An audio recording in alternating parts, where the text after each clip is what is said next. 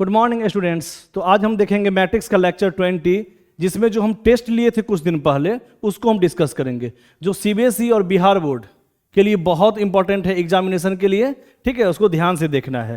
Question तो CBSE हो या बिहार बोर्ड, मैट्रिक्स का क्वेश्चन सब आसान होता है ना, एकदम आसान होता है। तो बस जो भी क्वेश्चन हम बता रहे हैं सबको रिवाइज करना है, क्योंकि एग्जाम में हमेशा वैसा ही आता है। ठीक है, तो देखते हैं आगे।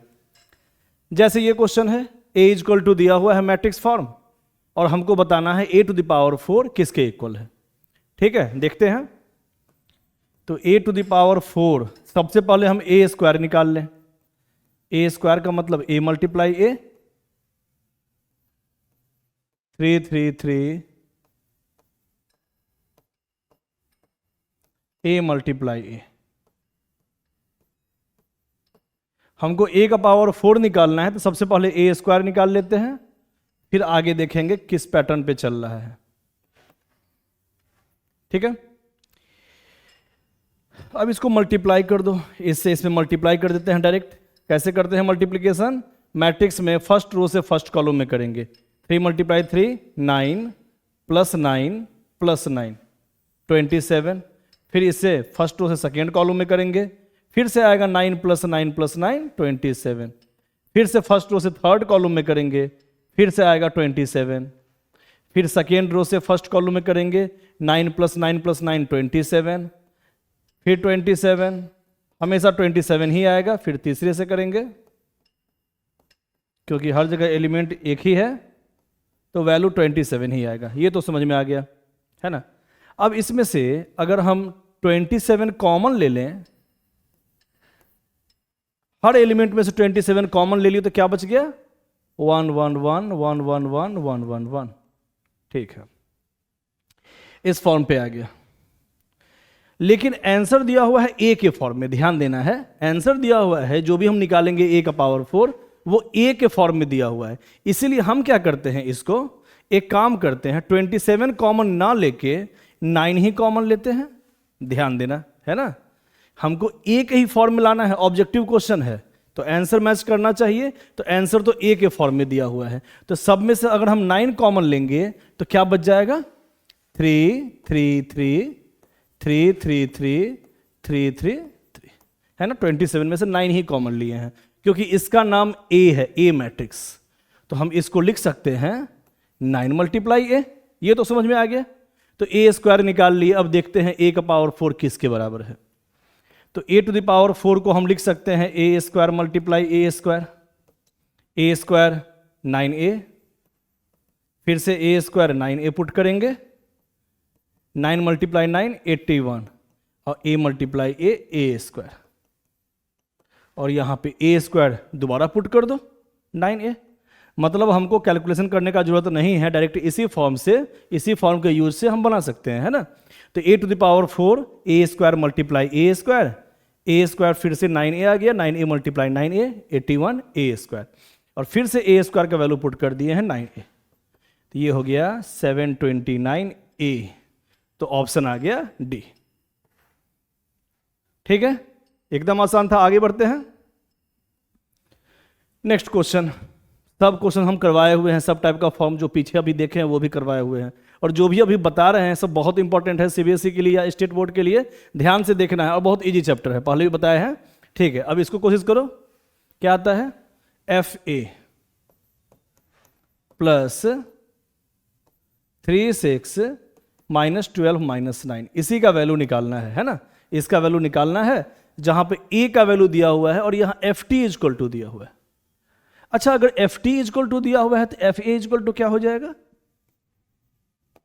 टी के जगह ए लिखना है, ध्यान देना, टी के जगह ए। तो ए अगर हम यहां पुट कर देंगे तो आगे क्या लिखेंगे? A square minus 3a plus 7i। ध्यान देना, ये भी फॉर्म बता चुके हैं, है ना, सारा फॉर्म बताया हुआ है, उसी पे बेस्ड क्वेश्चन हमेशा पूछता है। तो यहां पे टी के जगह पे ए, अगर हम a पुट करेंगे तो यहां a स्क्वायर हो जाएगा माइनस 3a, अब प्लस 7 को हम लिख देंगे 7 मल्टीप्लाई i, क्योंकि कभी भी कोई भी फंक्शन मैट्रिक्स फॉर्म का होता है तो कांस्टेंट के साथ i अपने मन से मल्टीप्लाई कर सकते हैं। ठीक है, तो अगर हम यहां एफ ए लिख दिए, ये पहले था स्केलर क्वांटिटी में, मैट्रिक्स फॉर्म में नहीं था, लेकिन हमको तो वैल्यू बताना है एफ ए का। तो जब यहाँ ए पुट होगा ना तो हर जगह तो मैट्रिक्स फॉर्म बन गया, लेकिन 7 तो कांस्टेंट है, स्केलर क्वांटिटी है, इसलिए अपने मन से हम आई वहाँ लगाते हैं। इसको याद रखना है, ठीक है। तो एफ ए इक्वल टू हो गया ए square minus 3a plus 7i, और उसके अलावा दिया हुआ है दिस फॉर्म 3 6 माइनस 12 माइनस 9। अब सबका वैल्यू पुट करेंगे, ए स्क्वायर ए मल्टीप्लाई ए करना है, चलो साइड में कर लेते हैं A square equal to A multiply A, 1 minus 2 4 5, 1 minus 2 4 5, multiply करते हैं फर्स्ट रो से फर्स्ट कॉलम में, तो 1 माइनस 8 है ना, 1 इंटू 1 1 और माइनस 8, 1 माइनस 8 हो जाएगा माइनस 7।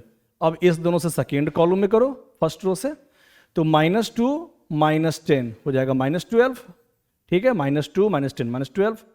अब सेकेंड रो से फर्स्ट कॉलम में करो तो नीचे लिखना होगा, तो 4 मल्टीप्लाई 1 4 प्लस 20 24। अब सेकेंड रो से सेकेंड कॉलम में करेंगे तो हो जाएगा माइनस 8 और प्लस 25, तो हो जाएगा 17, ठीक है, माइनस 8 प्लस 25 तो हो जाएगा यहाँ 17। अब ये ए स्क्वायर का वैल्यू यहाँ पुट कर देते हैं, माइनस 7 माइनस 12 24 17, ए स्क्वायर निकाल लिए। अब 3 से 3 मल्टीप्लाई ए, तो जब भी कोई स्केलर क्वांटिटी आता है ए के साथ मैट्रिक्स के साथ तो क्या होता है, सारे एलिमेंट से मल्टीप्लाई करेंगे ए के, तो ए के सारे एलिमेंट से 3 से मल्टीप्लाई कर दो, 3a लिखा हुआ है, 3 से सब में मल्टीप्लाई कर दो, तो बन जाएगा यहाँ 3 multiply minus 2 minus 6, 3 multiply 4 12, 3 multiply 5 15, 7i, आई कितना होता है, आई होता है 1001, है ना, आई का मतलब 1001, यहाँ ऑर्डर 2 by 2 का ही लेंगे, सारा वही है तो, लेकिन 7 से मल्टीप्लाई भी करना था सारे एलिमेंट में, तो यहाँ 7 हो जाएगा, 0 मल्टीप्लाई 7 तो 0 ही होगा, यहाँ भी 0 और यहाँ भी 7 हो जाएगा, तो हम 7 से मल्टीप्लाई कर भी दिए आई में, ठीक है।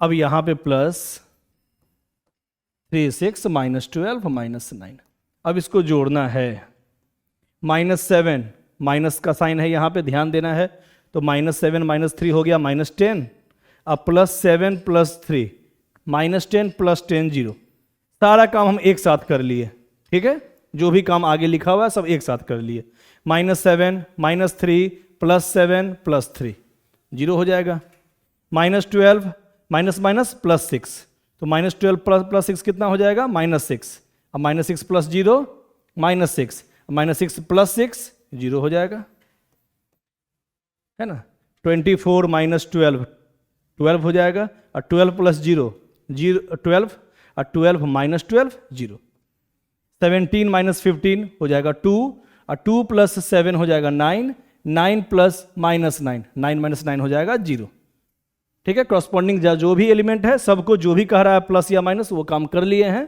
तो सारा एलिमेंट का वैल्यू 0 आया है, मतलब ये एक 0 मैट्रिक्स है, ठीक है, एकदम आसान है, पैटर्न को फॉलो करना है बस और सीधे बनाना है, एकदम बेसिक क्वेश्चन सब है। आगे बढ़ते हैं, अगला क्वेश्चन फिर, अब इतना बराबर दिया हुआ है 0, 0 का मतलब नल मैट्रिक्स है ना, ये एक तरह से O से रिप्रेजेंट करते हैं वैसे हम लोग इसको, O का मतलब जिसका सारा एलिमेंट 0 हो, तो हमको x का वैल्यू बताना है, ठीक है, फिर से मल्टीप्लाई करो, सारा ऑब्जेक्टिव क्वेश्चन सब है। कैसे मल्टीप्लाई करते हैं, चलो अभी करते हैं। फर्स्ट मैट्रिक्स को सेकेंड से हम कर सकते हैं, और तुम्हारा मन है तो सेकेंड से थर्ड में भी डायरेक्ट कर सकते हो पहले, और इसको बाद में करेंगे, ये भी कर सकते हैं। जब 3 मैट्रिक्स मल्टीप्लीकेशन में हो तो a मल्टीप्लाई b को पहले करो या b मल्टीप्लाई c को पहले करो, उससे अंतर नहीं पड़ेगा क्योंकि मैट्रिक्स एसोसिएटिव लॉ को फॉलो करता है, ठीक है।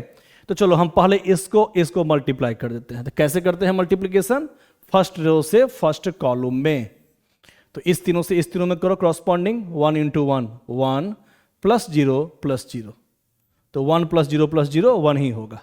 अब इस तीनों से इस तीनों में करो, तो 1 into 2 2, 1 into 2 2 plus 5x plus 3, ठीक है।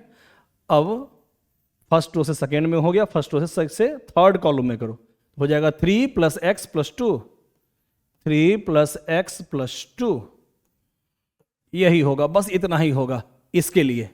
अब इसका तो बचा हुआ है अभी x 1 माइनस 2, तो स्टूडेंट यहाँ कंफ्यूज भी करता है कि कहाँ प्लस करे कहाँ माइनस करे, सर प्लस कहाँ करे कहाँ डायरेक्ट सेपरेट रख दे, इसमें दिक्कत हो जाता है कभी कभी। अधिकतर उस समय दिक्कत होता है जब कोई मैट्रिक्स एक ही रो का हो या एक ही कॉलम का हो, है ना। तो हम लोग को सावधानी बस बरतना है कि हमेशा फर्स्ट मैट्रिक्स के रो वाइज और सेकेंड मैट्रिक्स में कॉलम वाइज मल्टीप्लीकेशन होता है और बीच में ऐड कर देते हैं।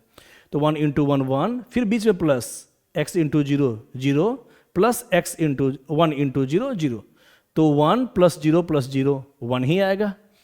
फिर फर्स्ट रो से सेकेंड कॉलम में करेंगे और उसके आगे लिखेंगे प्लस करके।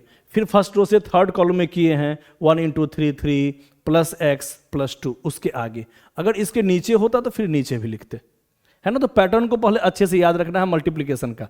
जिसको मल्टीप्लिकेशन में दिक्कत होता है उसी को ये सब में दिक्कत होता है मेनली। जैसे अभी कितना आया है ध्यान देना, 1, इसको जोड़ेंगे तो 5 + 5x और यहां 5 + x।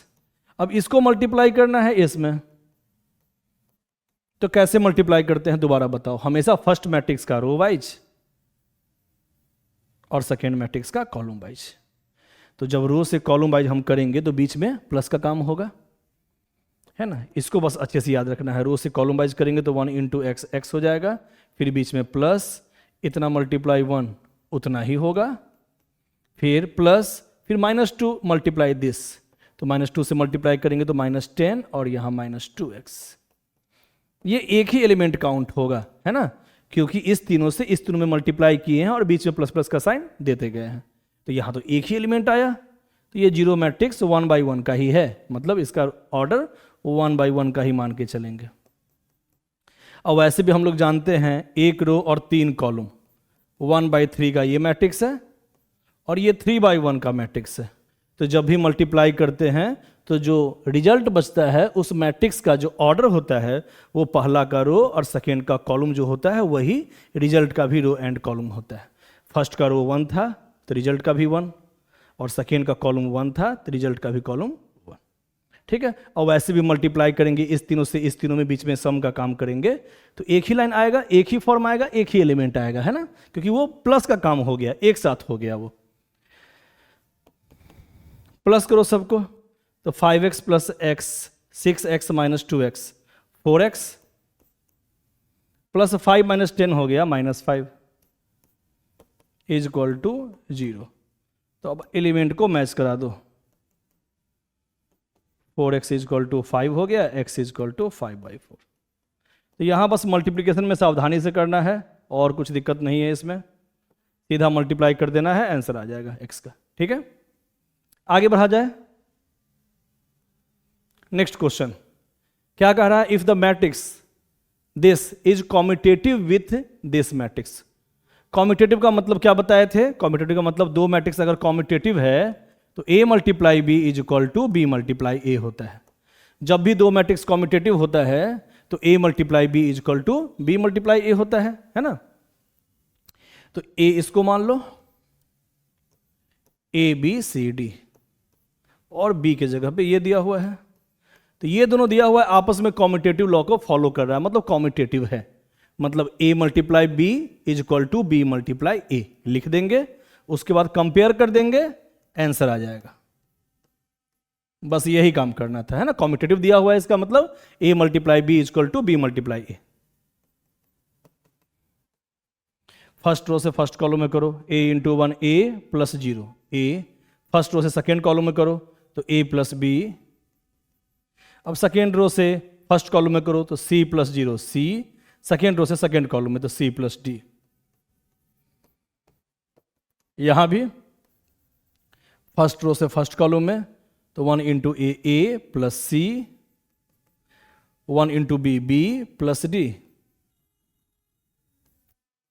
ठीक है, अब सेकेंड रो से फर्स्ट कॉलम में तो हो जाएगा 0 × a 0 + c c। अब इस दोनों से इस दोनों में करो तो 0 + d t। अब सीधा इक्वेट कर दो, आंसर आ जाएगा। हाँ, तो इक्वेट किया जाए, ध्यान देना है, फर्स्ट एलिमेंट = फर्स्ट एलिमेंट करते जाओ। a = a + c, तो इससे a c कितना हो जाएगा, a - a 0, c का वैल्यू आ गया सर। फिर सेकेंड एलिमेंट = सेकेंड एलिमेंट कर दो, A plus B is equal to B plus D, है ना, A plus B is equal to B plus D, B से बी कट गया, ए इजक्वल टू डी आ गया। इसके बाद third element is equal to third element, तो सी इजक्वल टू सी करके कोई फायदा नहीं है। अब C plus D is equal to D, C plus D is equal to D, इससे भी कोई फायदा नहीं, सी इजक्वल टू जीरो ही आया, डी माइनस डी जीरो हो जाएगा। मतलब यहां सी का वैल्यू निकला सी इजक्वल टू जीरो और ए इजक्वल टू डी, बस इतना ही यहां पे वैल्यू निकल पाया। तो सी इजक्वल टू जीरो किस में है और ए इजक्वल टू डी भी होना चाहिए, सी इजक्वल टू जीरो और ए इजक्वल टू डी। ठीक है, आगे बढ़े, सीधा इक्वेट करना था, मल्टीप्लाई कर दो, first is equal to first, second is equal to second, third is equal to third, जो भी करस्पॉन्डिंग एलिमेंट्स है करस्पॉन्डिंग एलिमेंट से हम लोग इक्वेट कर देते हैं, सीधा आंसर आ जाता है। ठीक है, आगे बढ़ते हैं। अगला क्वेश्चन कह रहा है एन ऑर्थोगोनल मैट्रिक्स, कौन सा मैट्रिक्स ऑर्थोगोनल है। अच्छा, यहां पे हमको निकालना है कि कौन सा मैट्रिक्स ऑर्थोगोनल है ना, कौन सा मैट्रिक्स ऑर्थोगोनल है, कैसे निकाला जाए। ऑर्थोगोनल का कंडीशन क्या होता है, इसका कंडीशन होता है A transpose into A is equal to I, है ना, A transpose multiply A is equal to I. तो करके देख सकते हो, ए का transpose multiply A is equal to I. अब बारी बारी से सब में करो और जो आ जाएगा इसको सेटिस्फाई कर देगा, वही आंसर हो जाएगा। ठीक है, नहीं तो अगर हम आगे वाला चैप्टर अगर पढ़े होते एडजॉइंट, तो इनवर्स फॉर्म से भी हम लोग जान सकते थे, अभी वो हम नहीं पढ़ाए हैं, इसीलिए अभी हम इसी जो हम लोग पढ़ चुके हैं उसी रिजल्ट से बनाएंगे। क्योंकि ए ट्रांसपोज इंटू ए अगर आई हो रहा है तो हम कह सकते हैं ना ए ट्रांसपोज का इनवर्स ए के बराबर है और ए का इनवर्स ए ट्रांसपोज के बराबर है। कभी भी दो मैट्रिक्स का मल्टीप्लाई आई होता है तो पहला का इनवर्स दूसरे के बराबर होता है और दूसरे का इनवर्स पहले के बराबर होता है। तो इससे भी हम बना सकते हैं इनवर्स रूल से, लेकिन इनवर्स अभी हम लोग नहीं जानते हैं अच्छे से, है ना, वो एडजॉइंट से हम लोग जानेंगे आगे। लेकिन अभी जो पढ़ाए हैं बस उसी से देखो, अभी बस ये जो कंडीशन बताए हुए हैं ऑर्थोगोनल का, अभी उसी से बना के देखना है। तो इसका कंडीशन होता है A transpose multiply A is equal to I. तो इसमें चारों ऑप्शन चेक करना, जो हो जाएगा इस कंडीशन को सेटिस्फाई कर देगा वही आंसर हो जाएगा। जैसे हमको पता है कि बी को करेंगे तो हो जाएगा, मान लो, तो करके देख लो पहले। बी को अगर हम ए मान लेते हैं तो इसका ट्रांसपोज क्या हो जाएगा, ए का ट्रांसपोज, फर्स्ट रो को फर्स्ट कॉलम में लिखो, कॉस अल्फा साइन अल्फा, है ना, फर्स्ट रो को फर्स्ट कॉलम में, फिर सेकेंड रो को सेकेंड कॉलम में लिख दिए, ए का ट्रांसपोज कर दिए। कह रहा है किसका ट्रांसपोज मल्टीप्लाई वही मैट्रिक्स इक्वल टू आई हो जाएगा, क्योंकि यही ना कंडीशन होता है ऑर्थोगोनल का। तो हमको मान लो पहले से पता है कि यही आंसर आएगा, क्योंकि 2 वाला कॉफिशिएंट से नहीं आ पाएगा, आएगा तो या तो इससे या तो इससे। ठीक है, तो इसका ट्रांसपोज क्या होगा पहले ये बताओ। ट्रांसपोज का मतलब फर्स्ट रो को फर्स्ट कॉलम में रख दिए, सेकेंड रो को सेकेंड कॉलम में, तो ए का ट्रांसपोज कर दिए, मल्टीप्लाई ए। अब ए का मतलब कॉस अल्फा साइन अल्फा, सीधे पुट कर दो, minus sine alpha cos alpha is equal to I है कि नहीं चेक कर लो। कैसे मल्टीप्लाई करेंगे, फिर से तो वही काम करेंगे, cos into cos cos square alpha, minus into minus plus sine square alpha. अब फर्स्ट रो से फर्स्ट कॉलम में कर लिए मल्टीप्लाई, अब फर्स्ट रो से सेकेंड कॉलम में करो, तो cos alpha into sine alpha minus sine alpha into cos alpha, वो तो जीरो हो जाएगा, cos sine minus cos sine zero हो जाएगा। अब सेकेंड रो से फर्स्ट कॉलम में करो, तो ये भी हो जाएगा sine cos minus sine cos zero. अब सेकेंड रो से सेकेंड कॉलम में करेंगे तो sine alpha into sine alpha sine square alpha plus cos square alpha. तो जब मल्टीप्लाई करेंगे तो देखेंगे क्या कि ये आई के ही बराबर है, मतलब आइडेंटिटी मैट्रिक्स के ही बराबर है, क्योंकि हमको पता है cos square theta plus sine square theta 1 होता है, तो cos square alpha plus sine square alpha भी 1 ही होगा, 1 0 0 1। ठीक है, आई आइडेंटिटी मैट्रिक्स आ गया, इसका मतलब ऑप्शन बी हो गया। मतलब यहां पे हमको वेरीफाई करना पड़ेगा ऑप्शन से। ठीक है, आगे बढ़ते हैं। अगला question, if A and B are 2 square matrix such that A B is equal to A, B A is equal to B, then A and B are. अब ए एंड बी कौन सा मैट्रिक्स है ये देखना है, ये तो बढ़िया क्वेश्चन है। Nilpotent, periodic matrix, idempotent matrix और इनवॉल्यूटरी मैट्रिक्स। ठीक है, देखते हैं। हाँ, तो ये फॉर्म दिया हुआ है और हमको रिजल्ट यहाँ में मालूम करना है क्या आएगा, कैसे किया जाए। नीलपोटेंट, आइडेम्पोटेंट, पीरियोडिक और इनवॉल्यूटरी। नीलपोटेंट क्या होता है? नीलपोटेंट हम सब बताए हुए हैं। नीलपोटेंट का मतलब ए को ए से ही मल्टीप्लाई करो, और जब ए को ए से ही बहुत बार मल्टीप्लाई करने पे अगर जीरो आ जाए वो कहलाएगा नीलपोटेंट मैट्रिक्स।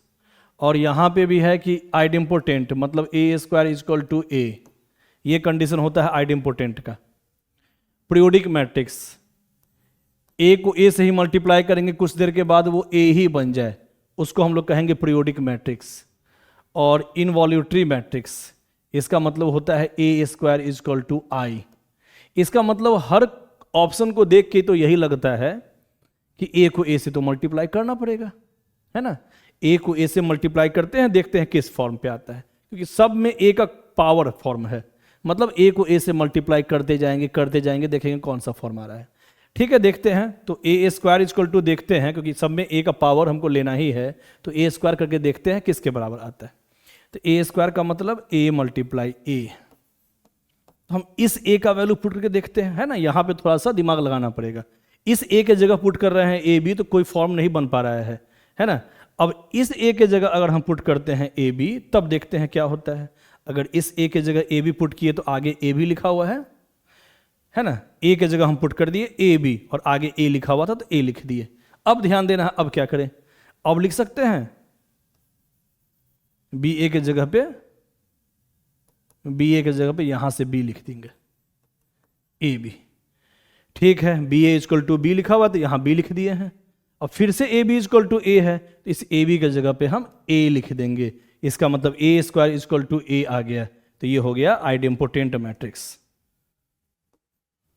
ठीक है, क्वेश्चन थोड़ा सा घुमाए हुए था। क्या किए हैं कि हर जो भी ऑप्शन दिया हुआ है उसमें हम लोग एक चीज जान रहे हैं कि ए का पावर ए को ए से मल्टीप्लाई करके हमको देखना पड़ेगा। तो जब हम ए स्क्वायर किए हैं तो ए मल्टीप्लाई ए लिखे हैं। अब फिर देखे हैं क्या कि इस ए के जगह ये रखते हैं तो कोई फॉर्म नहीं बन रहा है, लेकिन इस ए के जगह अगर इसका वैल्यू ए बी हम यहाँ पुट कर देंगे तो ये ए बी इंटू ए बन जाएगा, वही लिखे हैं। और ए बी इंटू ए में पहले बी ए का काम कर लिए, क्योंकि B A is equal to B दिया हुआ है, तो बी पुट कर दिए। फिर देखे ए बी इजक्वल टू ए दिया हुआ है, इसका मतलब ए बी इजक्वल टू यहाँ से ए पुट कर दिए तो A square is equal to A आ गया, तो ये हो गया आइडेम्पोटेंट मैट्रिक्स। लेकिन स्टूडेंट यहाँ कंफ्यूज करेगा कि sir A square is equal to A तो पीरियोडिक मैट्रिक्स में भी होता है। सही बात है, पीरियोडिक मैट्रिक्स का ये स्पेशल केस है कि ऐसा पीरियोडिक मैट्रिक्स जिसमें टाइम पीरियड 1 ही हो, मतलब पावर 2 हो, ए स्क्वायर इजक्वल टू ए आ जाए, उसी को कहते हैं आइडेम्पोटेंट मैट्रिक्स। तो ये स्पेशल केस है पीरियोडिक मैट्रिक्स का आइडेम्पोटेंट, है ना। तो बेस्ट ऑप्शन यहाँ पे बी ही होगा, क्योंकि ये स्पेशल फॉर्म है, एक ही फॉर्म है। ठीक है, इसलिए ए स्क्वायर इजक्वल टू ए, यहाँ बी ऑप्शन बेस्ट ऑप्शन होगा। अगर यही मल्टीपल ऑप्शन वाला क्वेश्चन होता तो बी भी सही होता और सी भी सही होता। ठीक है, आगे बढ़ा जाए। नेक्स्ट क्वेश्चन क्या कह रहा है, ए इजक्वल टू दिया हुआ है और 10b इजक्वल टू दिया हुआ है। दो फॉर्म दिया हुआ है मैट्रिक्स का, एक दिया हुआ है ए के फॉर्म में, एक दिया हुआ है 10b के फॉर्म में। और आगे कह रहा है if b is the inverse of matrix A, b is the inverse of matrix A, then find the value of alpha, then alpha is equal to, alpha का वैल्यू निकालना है। अब कैसे निकाला जाए। हम जानते हैं कि कभी भी दो मैट्रिक्स एक दूसरे का इनवर्स होगा तो दोनों का मल्टीप्लाई आई के बराबर होगा, आइडेंटिटी मैट्रिक्स के बराबर होगा।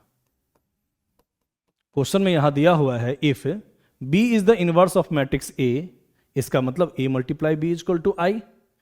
ठीक है, तो A multiply B is equal to I. अब इसी से तुमको अल्फा का वैल्यू निकल जाएगा, क्योंकि यहां क्वेश्चन में दिया हुआ था बी ए का उल्टा है, इनवर्स मैट्रिक्स है। तो जब भी इनवर्स मैट्रिक्स होता है तो क्या करते हैं, दोनों का multiplication is equal to identity matrix कर देते हैं। बताया था ना प्रॉपर्टी में पहले। तो अब a multiply B is equal to I करो। a कितना लिखा हुआ है, 1 - 1 1, 2 1 - 3 1 1 1, और b इजक्वल टू कितना हो जाएगा, 10 यहाँ मल्टीप्लीकेशन में है। तो एक काम करो ना, 10 ध्यान देना, 10b equal to this form, तो 10 को उस साइड ले जाओ तो 1/10 हो जाएगा, 1/10 है ना। b इजक्वल टू 10 उधर जाएगा तो 1/10, तो यहाँ 1/10 लिखो चाहे यहाँ लिख दो, है ना। 1/10 यहाँ लिखो या यहाँ लिखो, फर्क नहीं पड़ता है। अब b इजक्वल टू कितना है, 4 2 2 minus 5 0 alpha 1 minus 2 3 is equal to I. क्या किए हैं, ए का वैल्यू पुट कर दिए हैं और बी का वैल्यू हो जाएगा 1/10 करके, तो 1/10 को यहां लिख दिए हैं और ये फॉर्म यहां लिख दिए हैं इज इक्वल टू आई। ठीक है, अब मल्टीप्लाई करो, इससे इसमें मल्टीप्लाई करो और एक काम करो, इस 10 को उधर ले जाओ, है ना, ये कांस्टेंट है, स्केलर क्वांटिटी है, उसको उधर ले जा सकते हैं। तो 1/10 उधर जाएगा तो 10i हो जाएगा, है ना, डिवाइड वाला फॉर्म उधर गया तो मल्टीप्लाई होगा। और यहां तो मल्टीप्लाई कर लो मैट्रिक्स में जैसे करते हो, फर्स्ट रो से फर्स्ट कॉलम में, तो 4 + 5 9 + 1 10। देख लो, फर्स्ट रो से फर्स्ट कॉलम में किए हैं तो 4 + 5 + 1 10 हो गया। फर्स्ट रो से सेकेंड कॉलम में करो, कितना हो गया, 1 × 2 2 + 0 - 2 0 हो गया। ठीक है, अब फर्स्ट रो से सेकेंड में कर लिए, फर्स्ट रो से थर्ड कॉलम में करेंगे तो हो जाएगा 2 - अल्फा + 3 2 - अल्फा + 3। ठीक है, फर्स्ट रो से first column, second column, third column में, तीनों में कर लिए। अब सेकेंड रो से करेंगे फर्स्ट सेकेंड थर्ड, तो यहां लिखेंगे, फिर थर्ड रो से फर्स्ट सेकेंड थर्ड में, तो यहां लिखेंगे। तो ये लिखने का जरूरत नहीं है क्योंकि हमको निकालना है अल्फा का वैल्यू, और अल्फा निकालने के लिए फर्स्ट रो ही काफी है ना। फर्स्ट रो से फर्स्ट कॉलम में किए हैं, यहां लिखे हैं, बीच में प्लस करके 1 × 4 4 + 5 + 1। अब इससे इसमें करेंगे मल्टीप्लाई तो 2 + 0 - 2। ठीक है, वो तो 0 हो गया। अब फर्स्ट रो से थर्ड कॉलम में किए हैं तो 1 × 2 2 - अल्फा + 3, उसको यहाँ लिखे हैं। फिर सेकेंड रो से करते नीचे लिखते, थर्ड रो से तीनों में करते तो यहाँ पे तीनों जगह नीचे लिखते, इस टाइप से लिखते हम लोग, लेकिन उसका कोई यूज नहीं है। मेरा इतना ही से काम चल जाएगा। क्या आया है देखो तो ध्यान देना, ऊपर आया है 10 0, इसको जोड़ेंगे तो 5 - अल्फा, यहाँ कुछ एलिमेंट सब आ रहा था, है ना, यहाँ सब एलिमेंट सब आ रहा था, और 10i का मतलब i को 10 से मल्टीप्लाई कर दो, कितना हो जाएगा, 10 0 0 0 10 0 0 0 10, क्योंकि यहाँ 1 होना चाहिए था लेकिन 10 मल्टीप्लाई में है ना। i का मतलब क्या हुआ, यहाँ 1 बाकी जगह 0, 10 से सारे एलिमेंट में करेंगे मल्टीप्लाई तो यही फॉर्म बनेगा। अब सीधा इक्वेट कर दो, 10 = 10 0 = 0, ये तो सही है, इसका मतलब 5 - अल्फा = 0 करेंगे तो अल्फा = 5। ठीक है, आगे बढ़ते हैं। अगला question, if A is 3/4 matrix, ठीक है, and B is a matrix such that A' B and BA' are both defined, then B is of the type, B का ऑर्डर क्या होगा ये बताना है। ठीक है, देखते हैं। सबको पता है कि A का ऑर्डर अगर 3/4 है तो A' ट्रांसपोज का जो ऑर्डर होता है वो उल्टा हो जाता है। तो A का ऑर्डर है 3/4, तो A ट्रांसपोज का ऑर्डर क्या हो जाएगा, A ट्रांसपोज का ऑर्डर हो जाएगा इसका उल्टा। हम लोग पढ़ चुके हैं प्रॉपर्टी में, ट्रांसपोज के प्रॉपर्टी में। और B का ऑर्डर हम मान लेते हैं, B का ऑर्डर हम मान लेते हैं, कुछ मान ले, m/n मान ले, चलो m/n मान ले। ठीक है, अब यहां A' B कह रहा है, A' B डिफाइंड है, A' B यहां डिफाइंड है। डिफाइंड का मतलब मल्टीप्लाई कर सकते हैं, तो A' का ऑर्डर क्या था 4/3 और B का ऑर्डर माने हुए हैं m/n। तो A' B अगर डिफाइंड है तो कभी भी मैट्रिक्स का डिफाइंड अगर होता है मल्टीप्लिकेशन, है ना, A' B मतलब मल्टीप्लाई अगर यहाँ डिफाइंड है तो हम लोग जानते हैं ना, फर्स्ट का नंबर ऑफ कॉलम और सेकेंड का नंबर ऑफ रो बराबर होना चाहिए, प्रॉपर्टी में पढ़े हैं, है ना। दो मैट्रिक्स को कभी भी मल्टीप्लाई तभी कर सकते हैं जब फर्स्ट का नंबर ऑफ कॉलम और सेकेंड का नंबर ऑफ रो बराबर हो, मतलब 3 = यहाँ m है। और फिर कह रहा है BA' B यहाँ डिफाइंड है, BA' B डिफाइंड है, तो B का ऑर्डर था m/n और A' का ऑर्डर था 4/3। तो ये कब होगा डिफाइंड, फिर से बताओ, वही चीज करो, फर्स्ट का नंबर ऑफ कॉलम और सेकेंड का नंबर ऑफ रो बराबर होना चाहिए, इसका मतलब n = 4 है। कभी भी दो मैट्रिक्स का मल्टीप्लिकेशन तभी संभव है जब फर्स्ट का नंबर ऑफ कॉलम और सेकेंड का नंबर ऑफ रो बराबर हो। तो यहां कह रहा था BA' B डिफाइंड है, मतलब B का जो नंबर ऑफ कॉलम है और A' का जो नंबर ऑफ रो है वो भी बराबर होना चाहिए, n = 4 होना चाहिए। तो B का हम लोग क्या माने थे ऑर्डर, B का माने थे ऑर्डर m/n, तो m का वैल्यू यहां आ गया 3 और n का वैल्यू यहां आ गया 4। तो ऑर्डर हो गया 3/4। एकदम आसान है। ठीक है, आगे बढ़ते हैं।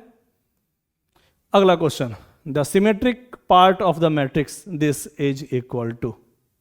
इस मैट्रिक्स का सिमेट्रिक पार्ट, बहुत इंपॉर्टेंट फॉर्म, सीबीएसई में हमेशा आता है इस पे क्वेश्चन। इसका सिमेट्रिक फॉर्म, तो हम लोग एक फॉर्मूला जानते हैं जिसको अच्छे से याद रखना है, पहले बता भी चुके हैं थ्योरी में, बहुत इंपॉर्टेंट है, उस समय भी बोले थे, इसको याद कर लेना है। किसी भी मैट्रिक्स को हम दो पार्ट में लिख सकते हैं। पहला पार्ट सिमेट्रिक मैट्रिक्स का पार्ट और सेकेंड एस्क्यू सिमेट्रिक मैट्रिक्स। इस पार्ट में हम लिख सकते हैं। कैसे? सिमेट्रिक की जगह लिख देते हैं half into A plus A transpose, और एसक्यू का मतलब half into A minus A transpose. ठीक है, ये बता चुके हैं। कोई भी मैट्रिक्स को हम दो फॉर्म के सम के फॉर्म में लिख सकते हैं, पहला सिमेट्रिक और दूसरा एसक्यू सिमेट्रिक। इस फॉर्म में हम लोग लिख सकते हैं। यहाँ पे जहाँ पे हम लोग पहले से जानते हैं सिमेट्रिक, कोई भी स्क्वायर मैट्रिक्स के ट्रांसपोज को अगर जोड़ दिया जाए तो वो सिमेट्रिक फॉर्म ही बनता है। उसी से फॉर्मूला आया हुआ है। और कोई कांस्टेंट से मल्टीप्लाई करेंगे तो सिमेट्रिक पहले से है, तब पर भी वो सिमेट्रिक ही रहेगा, है ना। कोई स्क्वायर मैट्रिक्स में उसके ट्रांसपोज को अगर माइनस कर दे, है ना, उसके ट्रांसपोज को अगर माइनस कर दे तो वो अपने आप एसक्यू सिमेट्रिक मैट्रिक्स बन जाता है। और हाफ से मल्टीप्लाई कर देंगे तब पर भी कोई दिक्कत नहीं है, एसक्यू ही रहेगा। क्योंकि हाफ से इसलिए मल्टीप्लाई करते हैं हम लोग फॉर्मूला में, क्योंकि जोड़ने के बाद तो ए ही ना आना चाहिए, इसलिए। तो ये बताया हुआ फॉर्मूला है ना, ये हम समझाए हुए थे कैसे कैसे फॉर्म आया था। तो कभी भी कहेगा किसी भी मैट्रिक्स को दो पार्ट में लिखने के लिए, एक सिमेट्रिक और दूसरा एस्क्यू सिमेट्रिक, तो हमेशा ये फॉर्मूला याद कर लो, ऐसे ही लिखाएगा। तो इसका पूछ रहा है सिमेट्रिक पार्ट बताइए। ये हो गया इसका सिमेट्रिक पार्ट, इसी का वैल्यू निकालना था हमको। चलो निकालते हैं। Half into A plus A T, ये सब फॉर्मूला बेस्ड क्वेश्चन सब है, सबका फॉर्मूला हम बताए हुए हैं पहले। ठीक है, देखते हैं।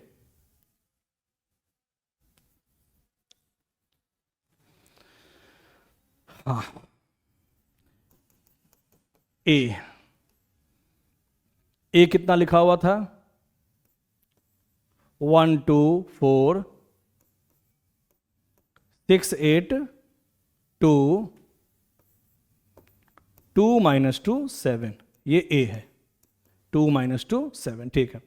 अब इसका ट्रांसपोज कर दो, ए प्लस ए ट्रांसपोज है, तो इसका ट्रांसपोज कैसे लिखेंगे? फर्स्ट रो को फर्स्ट कॉलम में लिखेंगे, और सेकेंड रो को सेकेंड कॉलम में, और थर्ड रो को थर्ड कॉलम में। ठीक है, थर्ड रो को थर्ड कॉलम में लिख दिए। अब इसको जोड़ लो। 1 + 1 2, 2 + 6 8, है ना, सबको जोड़ लेना है सामने सामने। जो भी आएगा 2 + 4 6, -2 + 2 0 14। 1/2 से सब में मल्टीप्लाई भी करना है, तो कर दो। 1 4 3, 8 का हाफ कितना हो गया? 4 8 0, सबका हाफ ऑफ करते जाओ और देख लो कौन सा ऑप्शन आ रहा है। ठीक है, कौन सा ऑप्शन है मैच कर लेना। ठीक है, आगे बढ़ते हैं। a² = a, then i + a⁴ क्या होगा? चलो देखते हैं। सब सिंपल सिंपल क्वेश्चन सब है, ज़्यादा भारी नहीं है कोई भी। i + a⁴। अच्छा, एक चीज़ हम लोग पहले से जानते हैं, कुछ प्रॉपर्टी। i का पावर कितना भी रख दो, i का पावर कुछ भी रख दो, कोई भी पॉजिटिव इंटीजर, वो i के ही बराबर होता है। ये हम लोग पहले से जानते हैं। आइडेंटिटी मैट्रिक्स का पावर कितना भी पॉजिटिव इंटीजर रख दो, वो i के बराबर ही होगा। और फिर दूसरा प्रॉपर्टी, ये i जो है वो किसी भी मैट्रिक्स के साथ कॉम्यूटेटिव लॉ को फॉलो करता है। मतलब a × i लिखो या i × a लिखो, सबका रिजल्ट एक ही होगा, a, है ना। तो बनाया जाए इसको। i + a², i + a²। Power 4 था तो पावर 2 2 में हम यहां पे सेपरेट कर दिए। ठीक है, अब a + b² a² + b² + 2ab भी लिख सकते हैं यहां। वैसे हम लोग जानते हैं मैट्रिक्स में a + b² होता है a² + b² + ab + b, है ना, हम बताए हुए हैं। a + b² जो मैट्रिक्स में है, मैट्रिक्स में हम लोग जानते हैं कि a + b² a + b × a + b होने के कारण ऐसे करते हैं हम लोग multiply, a × a² a × b ab + b × a b a plus B into B B A square. और ए बी ए यहाँ बराबर नहीं होता है मैट्रिक्स में, कॉम्यूटेटिव लॉ को हमेशा फॉलो नहीं होता है, इसलिए A B is equal to B A direct हम नहीं कह सकते हैं, लेकिन आई के साथ कह सकते हैं। आई मल्टीप्लाई ए लिखो या ए मल्टीप्लाई आई लिखो, बात बराबर है। इसीलिए जब भी आई रहे ना तो सीधे लगा दो फॉर्मूला, ए प्लस बी का whole square, A square plus B square plus 2ab। I वाले फॉर्म में कोई दिक्कत नहीं है, ठीक है, क्योंकि आई वाले में अगर यहाँ ए मल्टीप्लाई आई हो या आई मल्टीप्लाई ए हो, वो ए ही कहलाएगा, है ना, उसमें कोई अंतर नहीं है। इसीलिए आई वाले फॉर्मूला में सीधा A square plus B square plus 2ab लिख सकते हैं। यहाँ भी A square plus B square plus 2ab। अब 2ai लिखो या 2ia लिखो या ai प्लस ia लिखो, जो ये फॉर्म कहता है ये भी लिखोगे, बाद में रिजल्ट सेम ही आएगा। इसीलिए हम ऐसा कर सकते हैं। तो आई स्क्वायर आई है ना, आई स्क्वायर तो आई ही होता है, आई का पावर कितना भी रख दो आई ही होगा। और ए स्क्वायर इज इक्वल टू ए, यहां क्वेश्चन में दिया हुआ है, और यहां 2a क्योंकि आई हट जाता है, यहां भी आई प्लस ए प्लस 2a, तो कितना आ गया, आई प्लस ए प्लस 2a 3a और आई प्लस 3a। फिर से लगा दो, a प्लस बी का होल स्क्वायर 2 बार मल्टीप्लाई है, चाहे सीधे भी मल्टीप्लाई कर दो कोई दिक्कत नहीं है, आई इंटू आई, आई स्क्वायर हो जाएगा। फिर 3ai, तो 3ai, आई तो हट ही जाएगा, फिर 3ai, तो फिर 3a ही होगा, और यहाँ 3 multiply 3 9a into A square.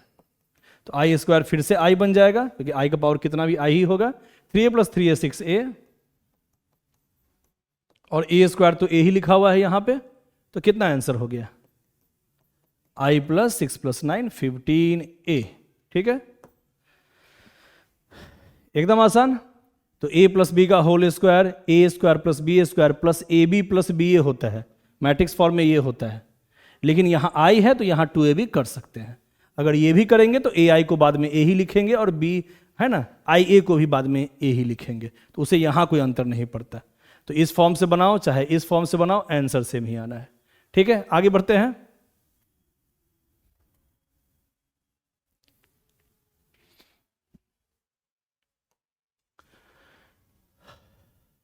The number of 3x3 non singular matrix. ठीक है, नॉन सिंगुलर का मतलब जिसका determinant value is not equal to 0, जिसका डिटर्मिनेंट वैल्यू इक्वल टू 0 ना हो उसको कहते हैं non singular matrix. With 4 entries as 1 and 4 and all other entries as 0। तो मान लो एक मैट्रिक्स है 3x3 का, क्या कह रहा है ध्यान देना। ये सीबीएसई में वैसे नहीं पूछता है जनरली, क्योंकि ये आईआईटी का क्वेश्चन है, ध्यान देना है ना। तो एक क्वेश्चन थोड़ा सा हम भारी हम पूछ दिए थे टेस्ट में। ठीक है, ये टेस्ट पेपर 1 का जो हम क्लास में टेस्ट लिए थे उसमें 11 क्वेश्चन दिए थे टोटल, उसमें से 10 जो है वो टिपिकल सीबीएसई में पूछता है हमेशा। ठीक है, और ये जो है वो थोड़ा सा कॉम्पिटिटिव दिए थे। तो देखते हैं इसमें क्या कह रहा है कि हमको बताना है the number of 3x3 non singular matrix. एक मैट्रिक्स है जिसका ऑर्डर है 3x3, 3x3 का मतलब 3 रो 3 कॉलम।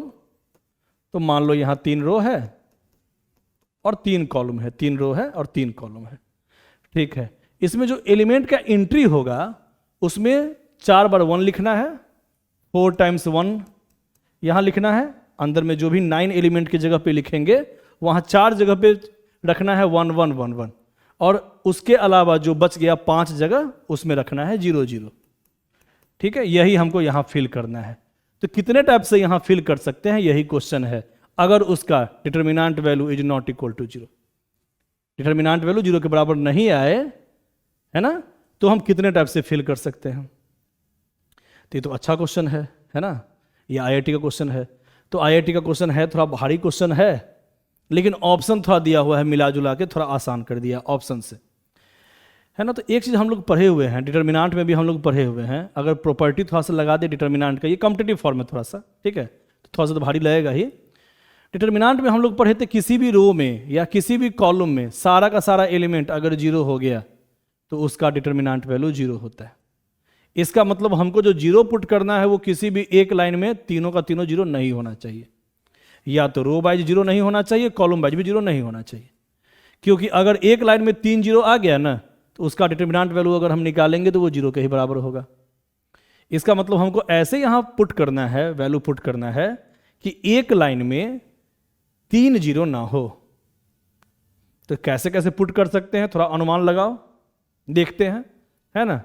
यहाँ पे हीट एंड ट्रायल से ही बनाना पड़ेगा, है ना। चलो हम 2-3 यहाँ पे जमा कर लिए, कुछ फिल करने के लिए देखते हैं।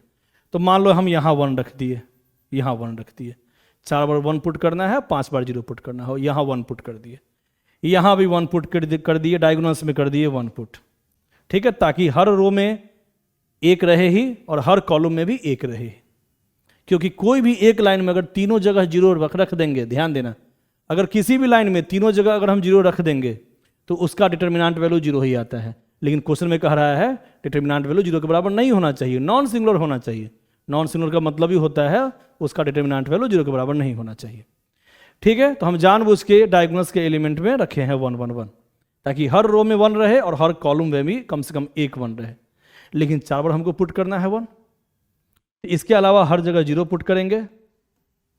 लेकिन 0 हमको 5 ही जगह पुट करना है, यहां तो हम 6 जगह पुट कर दिए, एक जगह 1 और जगह पुट करना था। तो एक जगह हम कहीं भी 1 पुट कर देते हैं, देख लो, यहीं पे 1 पुट कर दें, मान लो यहाँ पे 1 पुट कर दिए, और इसका निकालेंगे डिटर्मिनेंट वैल्यू 1 के साथ। कैसे निकालते हैं डिटर्मिनेंट वैल्यू इसका मान लो हम निकाल रहे हैं डिटर्मिनेंट वैल्यू।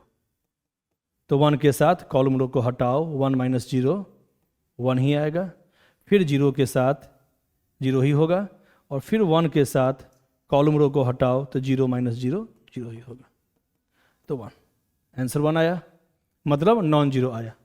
मतलब जब भी यहाँ तीनों जगह 1 1 1 रहेगा तो इसका डिटर्मिनेंट वैल्यू 0 के बराबर नहीं आएगा, वो 1 आ जाएगा। इस 1 को तुम कहीं भी रख के देख लो, इस 3 1 के अलावा इस 1 को तुम कहीं भी रख के देख लो, उसका जब निकालेंगे डिटर्मिनेंट वैल्यू तो 0 नहीं आएगा, है ना। ठीक है, यहां भी रखेंगे फिर भी चेक करेंगे तो उसका वैल्यू 1 ही आएगा। यहां रखो इस 1 को, तब पर भी चेक करोगे डिटर्मिनेंट वैल्यू 1 ही आएगा। तो नॉन 0 कितने बार आ रहा है, 1 यहां हो सकता है, यहां हो सकता है, यहां हो सकता है, यहां, क्योंकि 3 जगह हम फिक्स कर दिए हैं, एक 1 बचा हुआ है। तो एक 1 को हम इस 3 जगह में से कहीं रख दो या इस 3 जगह में से कहीं रख दो, मतलब 6 में से कोई एक जगह पर रख दो, ठीक है। मतलब इसको हम 6 तरीके से बना सकते हैं इसको। और अगर हम यहां 1 पुट कर दें तब पर भी बना सकते हैं, क्योंकि अभी भी ये डायगोनल्स में 1 1 1 पुट किए थे तो आंसर नॉन 0 आया था, और यहां भी 1 रख के देखेंगे तब पर भी नॉन 0 ही आएगा, क्योंकि हर रो हर कॉलम में अभी भी 1 है। तो पहला बार हम मेन डायगोनल्स का यूज किए हैं, और सेकेंड टाइम्स हम ये सेकेंडरी जो डायगोनल्स है उसका यूज किए हैं। तब पर भी अगर 1 कहीं पे भी पुट करेंगे, बाकी जगह 0, और इसका निकाल के देखेंगे डिटर्मिनेंट वैल्यू, तो ये 1 के ही बराबर आएगा। मतलब इस 3 जगह जो है 1, उसके जगह अगर हम कहीं भी पुट करेंगे 1 तो उसका डिटर्मिनेंट वैल्यू 0 के बराबर नहीं आएगा, 1 आएगा। मतलब यहाँ 6 केस और यहाँ 6 के अलावा और भी केस, तो कम से कम 6 के अलावा मतलब 7 केस कम से कम तो बन ही रहा है। 7 8 क्या, 7 8 क्या, बहुत सारा बन रहा है, ठीक है, बहुत सारा केस बन सकता है, 1 यहाँ 1 यहाँ 1 यहाँ, तो 6 केस यहाँ और 6 के अलावा बहुत सारा केस यहाँ। तो पूरा काउंट नहीं करना है क्योंकि ऑप्शन यहाँ आसान दिया हुआ है, तो एटलीस्ट यहाँ 7 हो जाएगा, कम से कम 6 केस यहाँ बन जाएगा और उसके अलावा केस यहाँ बन जाएगा, ठीक है। मतलब यहाँ हमको हीट एंड ट्रायल से ही चेक करना है, डिटर्मिनेंट वैल्यू उसका 0 नहीं आना चाहिए। तो अगर हम लोग डिटर्मिनेंट चैप्टर पढ़ लेंगे अच्छे से, तो अभी हम प्रॉपर्टी का यूज करके मन में ही सोच लिए हैं कि डिटर्मिनेंट का वैल्यू 0 कब कब नहीं आएगा, क्योंकि किसी भी एक लाइन में तीनों एलिमेंट अगर 0 रहेगा तब तो उसका वैल्यू 0 आएगा ही। तो इसीलिए हम डायगोनल्स का यूज किए हैं और डायगोनल्स में पुट कर दिए हैं 1 1 1, ताकि हर रो में कम से कम एक बार 1 आए और एक कॉलम में भी हर कॉलम में कम से कम एक बार 1 आए, है ना। तो इसका वैल्यू 1 आ रहा था 6 केस में, बाकी यहाँ भी 6 केस से लगभग बनेगा, 4-5 केस बनेगा, कुछ कॉमन भी आ जाएगा इस दोनों में, है ना, लेकिन 6 से अधिक आएगा, इसका मतलब ऑप्शन डी होगा, ठीक है। तो ये टेस्ट पेपर 1 था। अब हम लोग देखेंगे टेस्ट पेपर 2। तो ये सुबह वाले बैच में हम पूछे थे सारा क्वेश्चन, अब देखते हैं सेकेंड बैच में जो हम पूछे थे वो क्वेश्चन देखना है, वो भी 11 क्वेश्चन अभी हम बताएंगे, उसको ध्यान से देख। हाँ, ये टेस्ट पेपर 2 का क्वेश्चन सब है, अब इसको हम लोग डिस्कस करेंगे। सब लगभग उसी टाइप का क्वेश्चन दिए हैं, उससे थोड़ा सा इजी ही होगा। ये सेकेंड पेपर जो दिए थे, ये दिए थे 11 बजे वाले बैच में, ठीक है। तो देखते हैं, इसको भी डिस्कस करते हैं। जैसे A = 3/3 का एक मैट्रिक्स है, trace of A matrix A, इसका हमको बताना है ट्रेस। ट्रेस का मतलब क्या होता है? ट्रेस का मतलब शब्द बहुत इजी होता है, जो मेन डायगोनल्स है उसके एलिमेंट का सम, मेन डायगोनल्स है उसके एलिमेंट का सम, बस यही होता है ट्रेस का मतलब, है ना, बताए थे। तो ट्रेस ऑफ ए कितना हो गया? 9 + 7 + 1 17। ट्रेस का मतलब डायगोनल्स के एलिमेंट को जोड़ देना है, बस मेन डायगोनल्स जो होता है उसके एलिमेंट को जोड़ देना है। सेकंड क्या कह रहा है? 2a + 3b = this matrix, a + 2b = this matrix. तो b का वैल्यू बताना है, b मैट्रिक्स फॉर्म हमको बताना है। एकदम आसान है, ये भी क्वेश्चन हमेशा आता है सीबीएसई में, है ना। 2a + 3b = दिया हुआ है 2 - 1 4 3 2 5, और a + 2b = 5 0 3 1 6 2। अब यहां पे बी मैट्रिक्स बताना है, तो एक काम करें, इस पूरे फॉर्म को हम 2 से मल्टीप्लाई कर देते हैं, और इस पूरे फॉर्म को 3 से मल्टीप्लाई कर देते हैं और माइनस कर देते हैं। अच्छा, एक चीज बी को हमको लाना है, ध्यान देना, सॉरी, इससे है ना, इससे कोई हमको लेंदी पड़ जाएगा। तो एक काम करें, इस वाले फॉर्म को ध्यान देना है, इस वाले फॉर्म को 2 से मल्टीप्लाई कर देते हैं और माइनस कर देते हैं, मतलब पहले 2a को ही हटा देते हैं, ताकि b वाला ही फॉर्म बचे और डायरेक्ट आंसर b का आ जाए। अगर हम वो काम करते पहले वाला तो क्या होता दिक्कत? b हट जाता, a आता, a का वैल्यू रखते, फिर से b निकालना पड़ता। लेकिन हमको डायरेक्ट यहाँ पे b ही निकाल लेते हैं, तो a तो हटना चाहिए। तो a हटने के लिए क्या कर दे? सेकेंड इक्वेशन में 2 से मल्टीप्लाई कर देते हैं, 2a कट जाएगा, 2a - 2a, और यहां बच जाएगा 3b - 4b, है ना, 3b, और 2 अंदर जाएगा तो हो जाएगा 4b, तो 3b - 4b हो जाएगा -b। ऊपर लिखा हुआ है 2 - 1 4 3 2 5, माइनस का काम। अब यहां क्या लिख दे? जब 2 से मल्टीप्लाई होगा माइनस, है ना, 3b - 4b तो यहां लिख दिए, = इतना माइनस, अब 2 से मल्टीप्लाई करो, तो इतना -2 × दिस फॉर्म, तो 2 से सब में मल्टीप्लाई करेंगे, ये 2 अंदर जाएगा तो 10 0 6 2 12 4, ठीक है, इतना माइनस इतना। लेकिन इसमें तो 2 से मल्टीप्लाई भी है, तो 2 से मल्टीप्लाई भी कर दिए, तो -b = 2 - 10 - 8 -1 - 0 -1 4 - 6 -2 3 - 2 1 2 - 12 -10 5 - 4 1। अब एक काम करो, -1 कॉमन ले लो, तो यहां 8 1 2 -1 10 -1, सब में से -1 कॉमन ले लिए, तो b = दिस फॉर्म। कौन सा ऑप्शन है? 8 1 2, है ना, बी ऑप्शन। देख लो, इसे तो एकदम आसान है, जैसे इक्वेशन सॉल्व करते हैं वैसे ही इक्वेशन सॉल्व कर देना है, क्योंकि यहां हमको b का वैल्यू निकालना था डायरेक्ट, a का वैल्यू नहीं निकालना था, इसलिए a कटना चाहिए ताकि b निकल जाए डायरेक्ट। इसलिए जो पहले काम कर रहे थे उससे बढ़िया है कि 2 से मल्टीप्लाई कर दें और माइनस कर दें, 2a हट जाएगा, 3b - 4b सीधे -b, और इतना -2 × दिस फॉर्म। वही काम किए हैं, आंसर आ गया।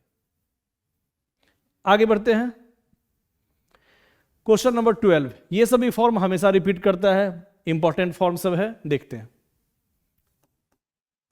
तो a = दिया हुआ है 1 1 1 1, और निकालना है a⁻, 100, लेकिन इसका आंसर जो है वो a के ही फॉर्म में है ना, गौर करना है, इसका जो आंसर है वो a के फॉर्म में ही।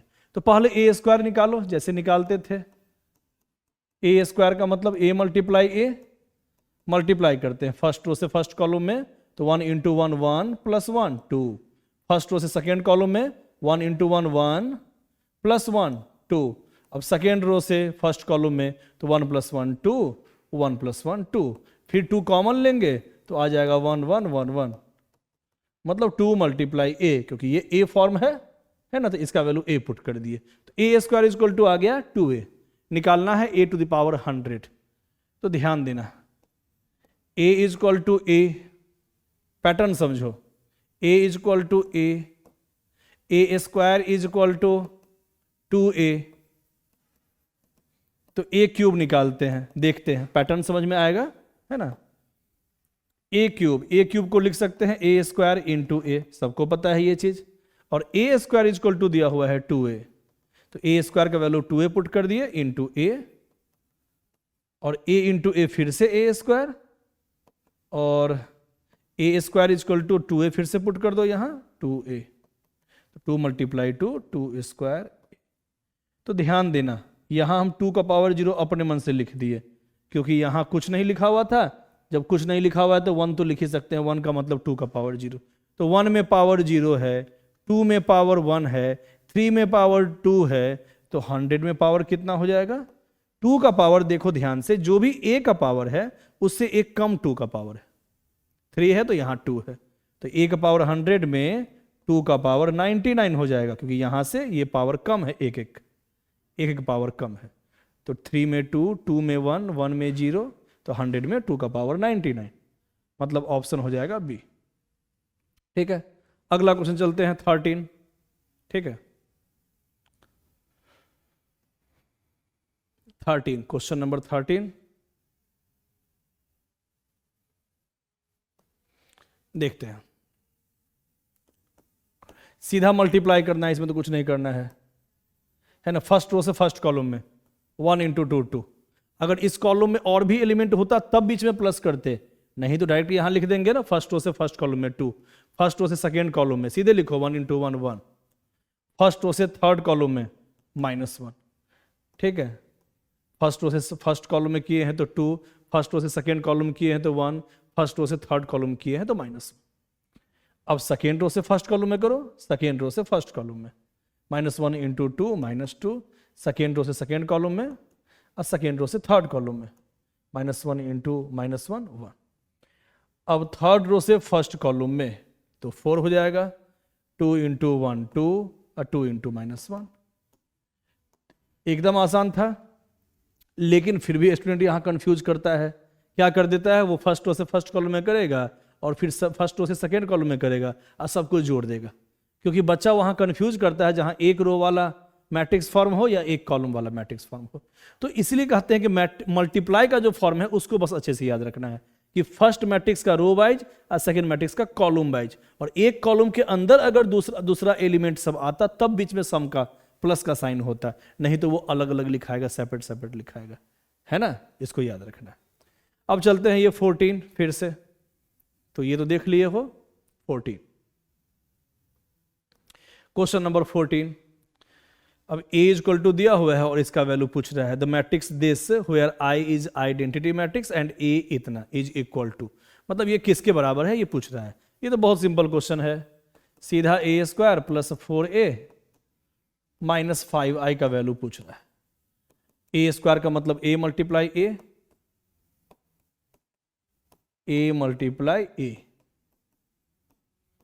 4 मल्टीप्लाई a 1 2 4 -3 है ना। a का वैल्यू बस पुट कर दिए हैं, -5i, i का मतलब 1 0 0 1। कैसे मल्टीप्लाई करते हैं, फर्स्ट रो से फर्स्ट कॉलम में तो 1 + 8 9 हो जाएगा, फर्स्ट रो से सेकेंड कॉलम में तो 1 इंटू 2 2 -6, तो 2 - 6 हो गया -4। अब इसमें तो कर लिए, अब सेकेंड रो से फर्स्ट कॉलम में तो 4 - 12 -8, और सेकेंड से सेकेंड कॉलम में तो 8 + 9 17। ठीक है, आगे देखते हैं। 4 से मल्टीप्लाई कर दो, 4 8 16, 4 × 3 -12। 5 से इसे मल्टीप्लाई करेंगे, 5 0 0 5। अब बस वो काम कर दो, 9 + 4 कितना हो गया 13, और 13 - 5 कितना हो जाएगा 8। ठीक है, यहां तक हो गया। अब आगे देखते हैं, -4 + 8 4 4 - 0, -8 + 16 8 8 - 0 8, 17 - 12 हो गया 5, और 5 - 5 0। 4 इसमें से कॉमन आ रहा है, 2 1 4 2 8 0। देख लेना है कौन सा ऑप्शन है, मतलब एकदम सिंपल फॉर्म सब है, सीधे सॉल्व करना है, प्लस माइनस जैसे करते हैं वो कर देना है करस्पॉन्डिंग एलिमेंट्स को, सामने वाले एलिमेंट को। तो 9 + 4 13, 13 - 5 8, -4 + 8 4 4 - 0 4, मतलब जो भी है सीधे लिख देना है। ठीक है, आगे बढ़ते हैं। If P, Q and R are 3 real numbers satisfying this form, तो इतना बराबर। सीधा इसको हम लोग सॉल्व करेंगे, आंसर आएगा। ठीक है, करते हैं। फर्स्ट रो से फर्स्ट कॉलम में करो मल्टीप्लीकेशन, तो 3P + 3Q + 2R। First row से सेकेंड कॉलम में करो तो हो जाएगा 4P + 2Q + 0। अब फर्स्ट रो से थर्ड कॉलम में करो तो हो जाएगा P + 3Q + 2R = 301। और वैल्यू निकालना है 2P + Q - R का। तो फर्स्ट एलिमेंट = फर्स्ट एलिमेंट। अब इसमें दिमाग लगाना पड़ेगा, नहीं तो सीधा इक्वेशन को सॉल्व कर दो, PQR का वैल्यू निकाल दो, है ना। चलो, first element = first, second element = second. क्या लिखा हुआ है सेकेंड? सेकेंड एलिमेंट है 4P + 2Q = 0। और third element third element P + 3Q + 2R = 1। ठीक है, अब एक तो ये है कि सीधा हम सॉल्व करेंगे, PQR का वैल्यू निकाल लेंगे। और कोई ऐसा तरीका है कि डायरेक्ट यही फॉर्म निकल जाए, डायरेक्ट ऐसा ही फॉर्म निकल जाए? देखो तो, कभी कभी क्या होता है, एक साथ हम कुछ काम करते हैं तो डायरेक्ट फॉर्म निकल जाता है। वैसा कुछ तरीका है कि नहीं? लग तो नहीं रहा है। क्या हमको सॉल्व ही करना पड़ेगा यहाँ पे? चलो सॉल्व करते हैं। तो सॉल्व करते हैं। फर्स्ट और थर्ड जो है ना, यहाँ 3 इक्वेशन है। ये पहला इक्वेशन मान लेते हैं, सेकेंड इक्वेशन, थर्ड इक्वेशन। तो एक काम करते हैं, फर्स्ट माइनस थर्ड कर देते हैं। फर्स्ट में से थर्ड को माइनस करते हैं, तो 3P - P 2P, 3Q - 3Q 0, 2R - 2R 0। तो ये तो कट जाएगा, है ना। फर्स्ट में से थर्ड को माइनस कर रहे हैं, तो 3P - P हो गया 2P, यहाँ लिखे हैं। और 3Q कट गया, 2R कट गया, = 3 - 1 2। तो P = यहाँ से आ गया 1।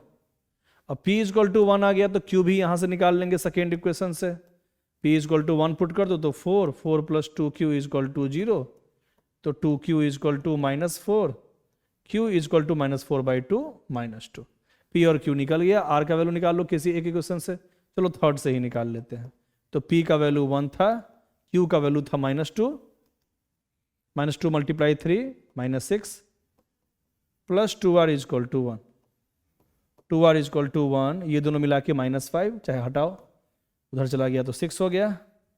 R = 6/2 3 निकल गया वैल्यू। अब जो भी कह रहा है कर दो काम। 2P + Q - R यही निकालना था। वैल्यू पुट कर दो। P = 1 है तो 1 × 2 2 हो जाएगा। और Q दिया हुआ है, Q कहाँ गया सर? Q = -2 है तो यहाँ रख दो -2। और R = 3 रख दो। आंसर आ गया -3। एकदम बेसिक क्वेश्चन था। First = first, second = second, third = third. बस मल्टीप्लाई करने आना चाहिए। इक्वेट तो हम लोग करते हैं सामने सामने वाले को, है ना, सामने सामने वाले को कर देते हैं।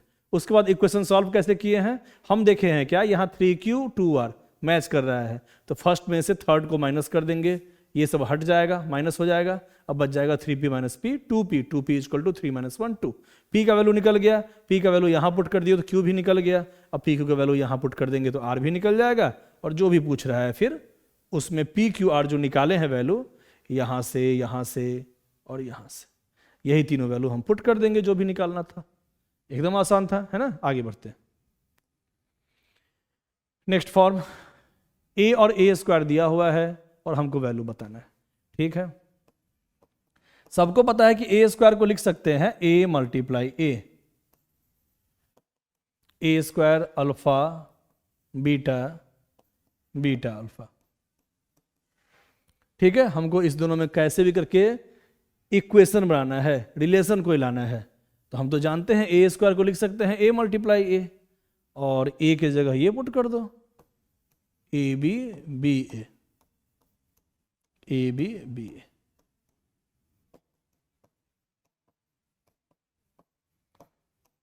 ठीक है,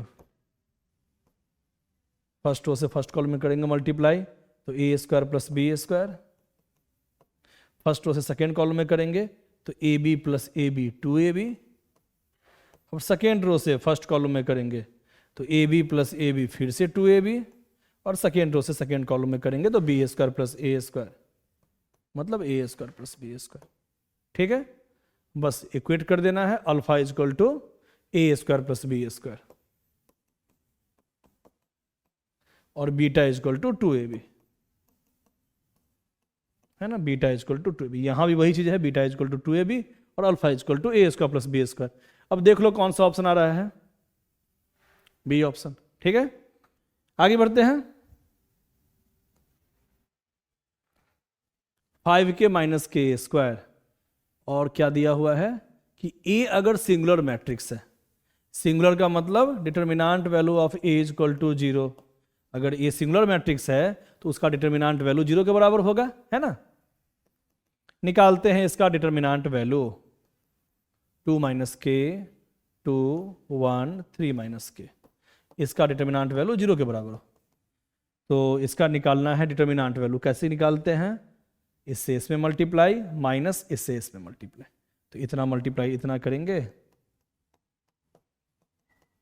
minus 2 multiply 1 2 is equal to 0, multiply कर देते हैं, 2 multiply 3 6, minus 2k minus 3k minus minus plus K square, minus 2 is equal to 0। बस अब सॉल्व कर देना है। ठीक है, सबको जोड़ दिए हैं, के स्क्वायर माइनस 5k और 6 माइनस 2 4 हो गया। अब बस इसको सॉल्व कर दो तो k का वैल्यू निकल जाएगा। अच्छा, k का वैल्यू निकालेंगे नहीं, डायरेक्ट इसका वैल्यू आ रहा है यहां से, है ना, डायरेक्ट यहां से वैल्यू आ रहा है 4 is equal to minus 5k उधर गया तो प्लस 5k और प्लस के स्क्वायर उधर जाएगा तो माइनस के स्क्वायर, डायरेक्ट इसी का वैल्यू आ गया 4। तो निकाल के भी बन जाता, लेकिन जब डायरेक्ट फॉर्म पे ही दिया हुआ है क्वेश्चन तो डायरेक्ट बन गया। ठीक है, आगे बढ़ते हैं। अब यहां पे इस टाइप का क्वेश्चन था ना, अभी पहले हम लोग बनाए थे इसी टाइप का। अब A B is equal to A है, B A is equal to B है, इस टाइप का भी क्वेश्चन हमेशा पूछता है ऑब्जेक्टिव में, है ना, ये बढ़िया क्वेश्चन से पूछता है। अब बी स्क्वायर किसके बराबर है ये कह रहा है। ठीक है, देखते हैं, बी स्क्वायर को लिख सकते हैं बी मल्टीप्लाई बी। अब क्या करें, हम वैल्यू पुट करेंगे, तो बी का वैल्यू पुट करें बी ए, है ना, इस बी का वैल्यू पुट कर दे यहां से बी ए, पुट कर दिए। बी स्क्वायर का मतलब बी मल्टीप्लाई बी, और बी का वैल्यू हम यहां से पुट कर दिए बी ए। अब ये बी ए से ए बी को हम लिख सकते हैं एक साथ, मल्टीप्लाई हम किसी का भी करो, चाहे बी मल्टीप्लाई ए चाहे ए मल्टीप्लाई बी, एसोसिएटिव लॉ को फॉलो करता है ना मैट्रिक्स में। तो ए बी के जगह पे हम पुट कर सकते हैं फिर से यहां से देख के ए, और फिर से बी ए के जगह पुट कर सकते हैं यहां से देख के बी, मतलब B square is equal to B. तो ठीक इसी टाइप का टेस्ट पेपर 1 जो भी बनाए थे हम लोग उसमें भी था, है ना, वहां था आइडेम्पोटेंट लॉ वाला फॉर्म, सब आइडेम्पोटेंट मैट्रिक्स वाला फॉर्म। ठीक है, तो यहां आ गया बी 19। अच्छा, ये भी क्वेश्चन था ना, अभी देखो ध्यान से, ये हम डिस्कस कर चुके हैं, अभी देख लेना पीछे, यहां देख लो हम डिस्कस किए थे, है ना, पीछे का भी देख लो, उल्टा के सेम क्वेश्चन पूछे हुए थे ये। तो चलो, इसका आंसर आया था 5।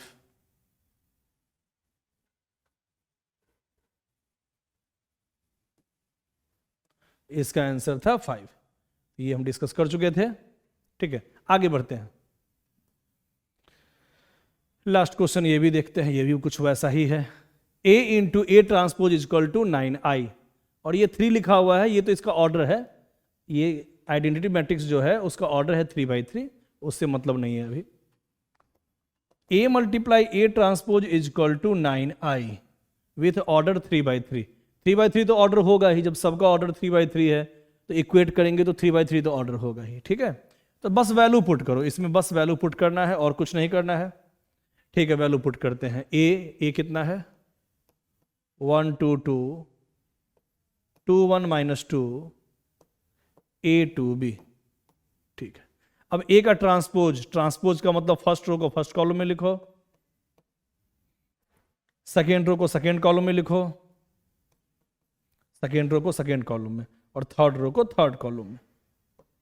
ये हो गया उसका ट्रांसपोज। 9 मल्टीप्लाई आई 1 0 0 0 1 0 0 0 1, ऑर्डर 3/3 का था, है ना। ठीक है, रख दिए। अब मल्टीप्लाई करो फर्स्ट रो को फर्स्ट कॉलम से, तो 1 + 4 + 4 9 हो गया। फर्स्ट रो से सेकेंड कॉलम में, तो 2 + 2 4 -4 0।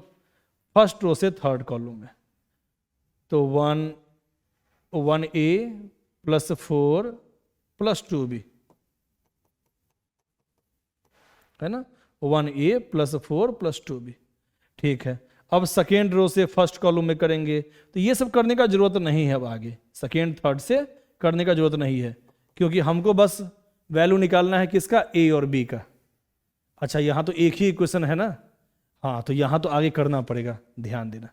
एक इक्वेशन से A और B का वैल्यू नहीं निकल पाएगा, कम से कम एक और इक्वेशन चाहिए जो डिफरेंट टाइप का हो, A B वाला। चलो तो करते हैं फिर से। तो फर्स्ट रो से फर्स्ट में किए थे 9 आया था, फर्स्ट से सेकंड में किए थे 0 आया था। अब फर्स्ट रो से थर्ड कॉलम में किए थे तो 1A + 4 + 2B आया था। अब सेकेंड रो से फर्स्ट कॉलम में करो तो हो जाएगा 2 + 2 4 -4 0। ठीक है, सेकेंड रो से सेकेंड कॉलम में करो, हो जाएगा 4 + 1 + 4 9। अब सेकेंड रो से थर्ड कॉलम में करो तो हो जाएगा 2A + 2, है ना, 2A + 2 -2B। डिफरेंट आ गया। अब इससे करने का जरूरत नहीं है तीनों में, है ना। अब थर्ड रो से फर्स्ट सेकेंड और थर्ड कॉलम में करने का जरूरत नहीं है, क्योंकि हमको निकालना है A और B का वैल्यू, और A और B का दो डिफरेंट इक्वेशन आ गया, तो इससे काम चल जाएगा। 9 से मल्टीप्लाई कर दो, 9 0 0 0 9 0 0 0 9। मन है तो मल्टीप्लाई करके लिख सकते हो, लेकिन अभी हमको बस निकालना है A और B का वैल्यू। तो same position element equal to same position element कर दो, इतना इक्वल टू 0, A + 4 + 2B = 0, और इतना इक्वल टू 0 यहां भी, है ना, same position equal to same position. तो 2A + 2 -2B = 0। अब दोनों को सॉल्व करना है, प्लस कर दे, ये कट जाएगा। 3A + 6 = 0, है ना, A = -6, तो 3A = -6, A = -6/3 -2। A का वैल्यू आ गया, B का वैल्यू भी निकाल लो, A = -2 आ गया। तो A = -2 तो एक ही ऑप्शन में दिया हुआ है, वैसे मन है तो B का वैल्यू भी निकाल सकते हो, वेरीफाई कर सकते हो। तो चलो पहला से ही कर लेते हैं। 2B = क्या आ जाएगा, A उधर जाएगा तो -A -4, और A का वैल्यू पुट कर दो -2, +2 हो जाएगा -4। तो 2B = बस वैल्यू पुट कर दिए हैं, किसी भी इक्वेशन से B का वैल्यू निकाल लो। तो B = -2/2 -1। तो A = -2 आ गया था, और B = -1। तो ये तो सेट आसान था, है ना। तो आज के लिए इतना ही। Okay, thank you.